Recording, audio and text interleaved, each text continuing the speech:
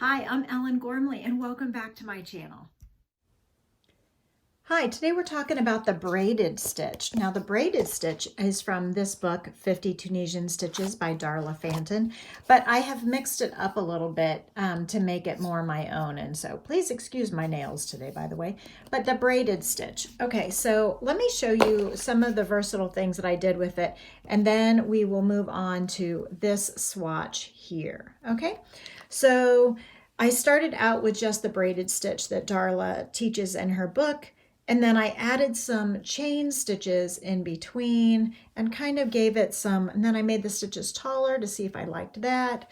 And then I ultimately decided that I really like the kind of picture frame thing that I've been doing lately. You guys have maybe noticed a theme with my last videos with the oatmeal colored Marley's little baby brother's blanket, that I'm really liking this picture frame theme of doing stitches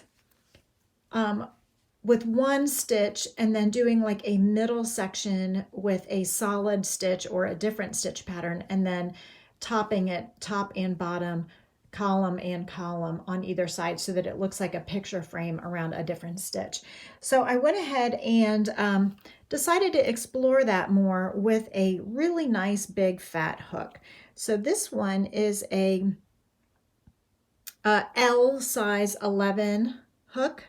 It is, I can't even read it. What does that say? Can you read the millimeters there? I don't have my glasses on. Anyway, what I did was start this braided stitch. So you absolutely can do the braided stitch all by itself, just this stitch pattern here. And it is a multiple of 3 plus 2. And then if you wanted to make it a whole blanket, if I was going to make this a whole blanket, I think I would add the Tunisian knit stitch in the middle. And it does, look at this, it does curl. So I probably would still add a traditional crochet edging all the way around. But let's get started, shall we? So we're going to do a multiple of 3 plus 2.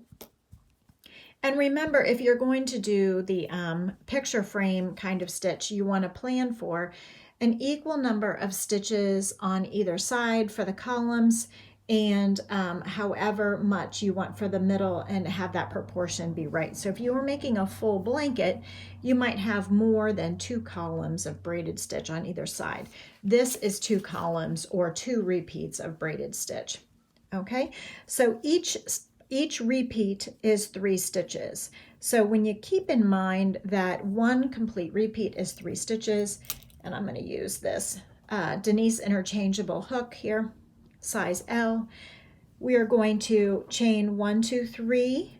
That counts as 1 repeat. Now remember, Tunisian crochet takes a ton of yarn. So 1, 2, 3, 1, 2, 3, 1, 2, 3, 1, 2, 3.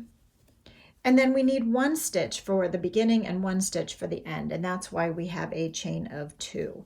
So our chain, no matter how big of a blanket or scarf or whatever we want to make, is a multiple of 3 plus 2. So 1, 2, 3, 1, 2, 3, 1, 2, 3, 1, 2, 3, 1, 2, 3, 1, 2.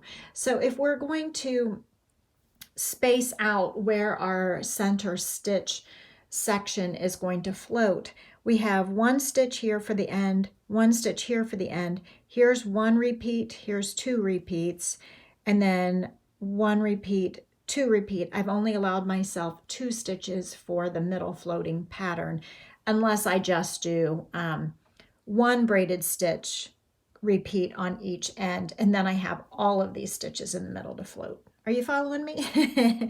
Anyway, I hope this is the most relaxing and valuable use of your day today. We're going to just pull up one loop, pull up a loop in each chain in the back bar, back ridge, back bump of each chain all the way across.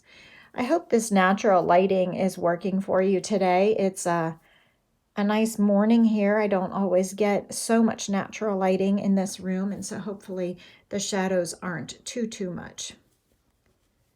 Okay, so you know I love Tunisian, and don't forget to check out the Summer of Babies 2022, even though the babies are actually coming in October and February.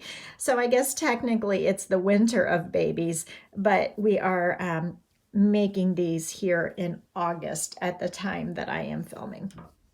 Okay, so we have one loop pulled up in each chain across, and we are going to yarn over and pull through one, and then yarn over and pull through two, yarn over and pull through two, the rest of the way across, just the traditional return pass. Nothing too fancy here, but the next row will be quite fancy.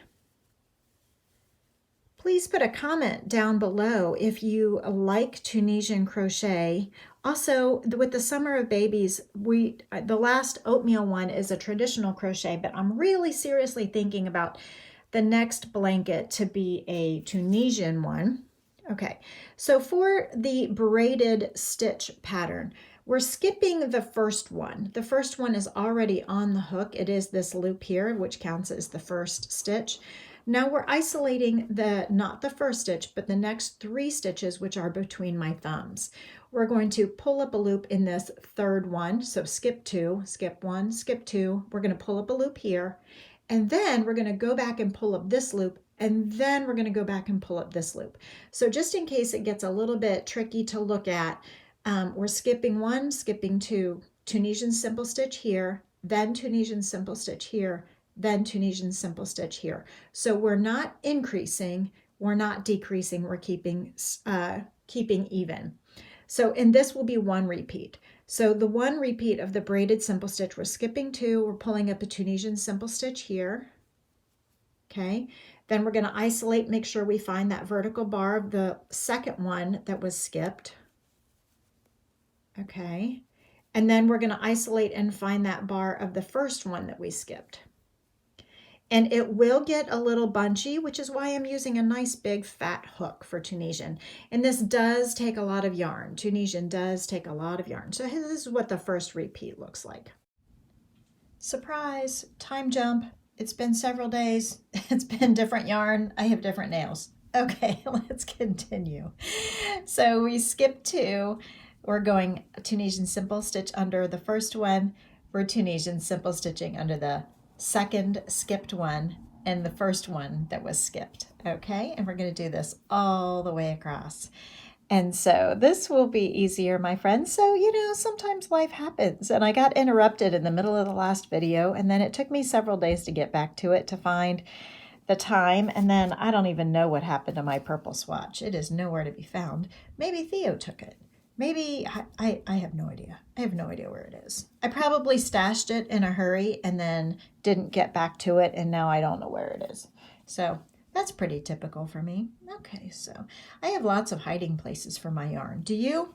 So I have an ottoman that's a storage ottoman. I throw it in there. I have drawers. I have like a hutch in my living room, and I hide stuff in there. I often hide things under pillows or blankets on the couch so that Theo can't find it, but sometimes he still does. Anyway, I misplaced my swatch, but it's okay. So this is the last of the repeats across, and we have left just the end stitch here, and we're just going to Tunisian simple stitch underneath those 2 bars of that last stitch. Okay, and then the return pass is just a traditional yarn over and pull under 1, and then yarn over and pull under 2, and then repeat the yarn over and pull under just 2 each time across. Yarn over and pull under 2, yarn over and pull under 2, and so on. So I hope your week has been more relaxing than mine. Both my kids went back to school this week, so that involved moving twice. Once for one kid and once for the other kid. It involved a massive bruise on my leg, which I know when I did it that I was like, oh, that's going to make a bruise, but I didn't realize it was going to make that big of a bruise because I am kind of a klutz. Okay, so here we go. So now to repeat this pattern, to repeat this row, and if you're doing the entire body of your item with this same stitch, you're going to just continue this row. But for our picture frame version, we will do this row as many times as we want. And then after this row, I'm going to show you how to do the the Tunisian knit stitch in the middle. So we just want to make a little picture frame, so to speak. So I'm going to do 2 rows of this braided stitch. Nothing new here. I just want to show you what it looks like when you put it on top of an already existing row of braided stitch. And this time, I promise, if you hang out until the end, I will show you how to do the bind off in pattern. So sometimes with Tunisian, I don't always show you the bind off because I generally just bind off in single crochet or slip stitch, depending on, I just experiment and see how it looks. And if it bunches up too much, then if the single crochet bunches up too much, then I default to the slip stitch. And if the slip stitch doesn't feel complete, then I'll just do the single crochet. It really doesn't matter. Okay, because it's just 1 row and it's the topper. Okay, so here's where we are. And I'm trying to take advantage of this natural light a little bit. I'm sorry about the shadow. Look at that shadow. So it's morning. I think the other day when I was filming, it was evening. Who knows? Okay, so yarn over and pull through 1, yarn over and pull through 2, yarn over and pull through 2, yarn over and pull through 2. On this next row, let's go ahead and add in the Tunisian knit stitch. If you remember, the Tunisian knit stitch is when you stab all the way through the vertical bars of a stitch so that you split the front one and the back one. The problem with Tunisian is that it does use just a ton of yarn. And so because we're always pulling, or often pulling just the front loop only, it makes it curl in. So if you've never seen my video on how to stop Tunisian from curling, go search that on my channel. So it's there. I'll try to think of a way to link it or whatever. Maybe I'll put a card up here for you to click it when you want. So, okay. So now to add in the Tunisian knit stitch. So if we are going to put just the braided stitches here, like 1 column of braided stitches on either side, and then do the knit in the middle so that we have a nice proportion of picture frame, we're going to go ahead and do the braided stitch first with 1 occurrence or 1 repeat. And now we will go ahead and switch to the Tunisian knit. So Tunisian knit, so if I isolate this next vertical bar, I'm going to split the front and the back loop. So here's the front side, here's the back side back here. I'm going to split it by stabbing straight from the front to the back and split those stitches. And that's what makes the stockinette looking V. So we're just going to stab from the front to the back and split the front leg and the back leg of that loop. Okay, so this also is and we're going to just do this until we get to the last repeat. And this is why people are like, oh, why not just knit? But this is a wonderful combination of Tunisian crochet and knit like Tunisian crochet. Okay, so, and we've come to the last stitch and the last repeat of the braid. So we're going to go ahead and stop the knit stitch now and pick up just the braid. So these last 4 stitches, we get to 4 stitches remaining. We do 1 braided unit, and then we do 1 Tunisian simple stitch for the edge. Okay, and we will go ahead and do this. Yarn over and pull through 1, yarn over and pull through 2, yarn over and pull through 2, yarn over and pull through 2. So we are empty nesters once again. Patrick is starting his 2nd year of college. Mara is starting her 4th year of college. Although after she spent a semester in Korea, it might take her an extra semester to get done or 2, and that's just fine with me. Okay. Let's see. Okay, so there we have our Tunisian knit stitches that are floating. Should we do that row one more time? So let's do a braided stitch unit here for the edging to create that column up the side. And then we will Tunisian, oh, getting some tangles. Tunisian knit, stab through from the front to the back, all the way through the fabric, all the way through the fabric. Super, super easy and fun. And the back side will look like garter stitch or purl stitch, just like the front side is looking like knit, just in case you were concerned or wondering. You'll get some purl bumps there. Okay, and we get over to the last braid and we'll do a braided unit, the last 4 stitches. Okay, and then on my purple swatch, I had done 2 columns of braided stitch, so that makes 7 stitches remaining where you would start that braid. Okay, so let's go ahead and fasten this one off, or not fasten this one off, I'm sorry, return pass.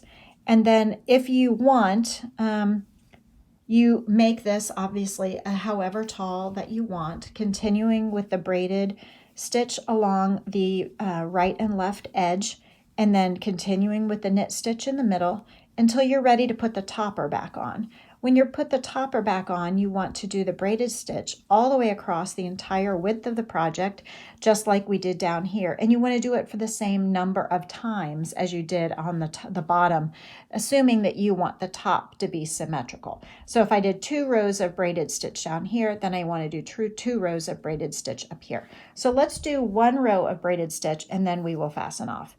So braided stitch the same column like you always do. The very first set of 3 stitches are the braided stitch. And when you have knit stitch and you want to turn it back into a braid, so we've got these knit here in front, in between my thumbs, and we want to turn that back into braids, we're going to do the same thing we did with the very first row of simple stitches. We're going to skip 2, pick up the 3rd, pick up the second one that was skipped, and then pick up the first one that was skipped. Okay, so now we have turned those knits back into a braid. So skip 2, pick up, and pick up. Okay, and so this is where that multiple of 3 plus 2 is still important, because we need to make sure that we can pick up a reasonable, equal, and appropriate number of braids after the knits. Okay, and then we are left with 1 braided grouping and 1 edge stitch. So we'll go ahead and braid that just like we did each time up the column, and Tunisian simple in the last vertical bars. Okay, so we did 2 rows of braided, 2 rows of knit, and now we did 1 row of braided, but the whole point is just to show you how they transition from one to the other. So obviously you're going to change the frequency, or change how many you do of each depending on what you want for your project. Okay, this does make a very squishy, yummy fabric, even with the big L hook and the worsted weight yarn. This yarn, just like the purple that I had the other day, is Paint Box Yarns from Love Crafts. So the link will be in the description below. If you order through my link, you will, it's an affiliate link, so I might get a teeny weeny kickback, but you do not pay any extra. And they usually have some pretty fantastic sales going on. Okay, so after that, let's go ahead and bind off in pattern. So binding off in pattern means I'm going to go ahead and I'm going to do these by single crochet, by the way. I'm going to skip the first 2 of the braid, and in the 3rd vertical bar of the braid, I'm going to single crochet. Okay, now I'm going to single crochet in the 2nd skipped one, yarn over, pull up a loop, yarn over and pull through both loops on the hook, and then in the 1st missed one, single crochet. Now if we do it loose enough, even though they're twisted like cables, they still have a nice top edge to them. So let's do that so that you can see. All right, so we're single crocheting in pattern. We're binding off in pattern. A single crochet does bind off because there's no live stitches or live loops left on the hook each time we make a stitch. We are completing the stitch all the way across. Okay, so here we go. I just want to finish this little bit and then we'll be done. All right. This was really a fun stitch pattern to do. So much fun that I did it more than one day. So hopefully you will find it fun and relaxing, a valuable use of your time. Any day that I crochet is a better day. I hope you agree. Okay, and then the last one, we're just single crocheting. Okay, and so then it still has a, and by nice top, you can still see the stitches across. They're a little lumpy because they are like braided or cabled. And I can't find a pair. Oh, there's a pair of scissors right there in front of me, right in front of the camera. So I'm going to go ahead and cut off the excess and draw the cut tail through the loop where my hook was. And there is our swatch. Okay, and you can see just a tiny beginning of the knit stitches there because I only did 2 rows. I hope you loved it. Thank you. See you next time. Hi, I'm Ellen Gormley, and thank you so much for spending time with me on my channel. I hope you've had a relaxing and valuable use of your time. So if you liked this video, here's another one that's similar that you might also enjoy.